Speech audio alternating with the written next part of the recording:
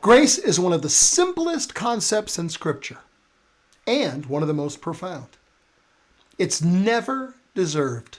Grace is never earned. It's never owned. It's always given freely and only by the one who has the power to give it. You know, my friend Daniel understands grace in a way that very few people ever will. See, he was born a slave. His life was marked by abandonment and starvation and betrayal and hopelessness. He had no future, no advocate, no chance. But one day, an Episcopal priest from Canada who was visiting his African nation saw him. And for no reason except compassion, he bought Daniel for $20. And he brought him home. And he raised him as his son. Now today, Daniel holds a PhD. He's a bishop in the church. He leads an international organization serving vulnerable children. The boy who had no hope now spends his life giving hope to others. Friend, that's grace. That's undeserved, unearned, unexpected, life-transforming grace. Grace says, you are totally unworthy of what I'm about to give you, but I'm giving it to you anyway.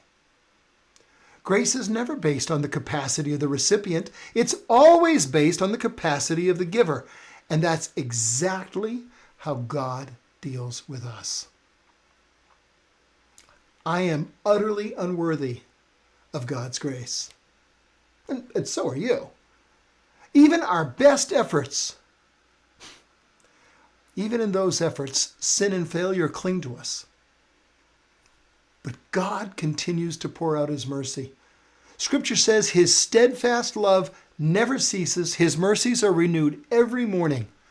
He has shown us undeserved grace by coming to save all people.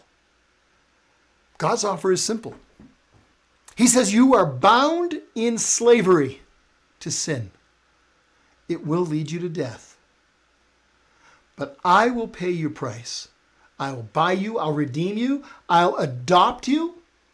I'll raise you as my own child. Whew, what an offer. Can you imagine Daniel refusing the priest's offer? Of course not. That would have been insane. And yet, many people refuse God's far greater offer, the offer of eternal freedom. Grace is God's riches at Christ's expense. There's an acronym that you may want to remember.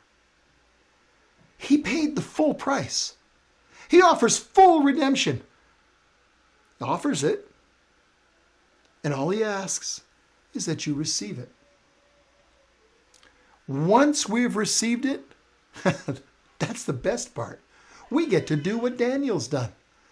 Dedicate our lives to extending the grace we've been given, expanding the Father's vision, offering freedom to those who are still trapped where we once were. You may be unworthy. You are, I am. But grace is greater than your unworthiness. And God is greater still. Hey, if this little preview has whet your appetite and made you want to get a little bit more information, go ahead and click the link for the linked video, and you'll see the full story of Daniel, his freedom from slavery, and how it can impact what you can do for God.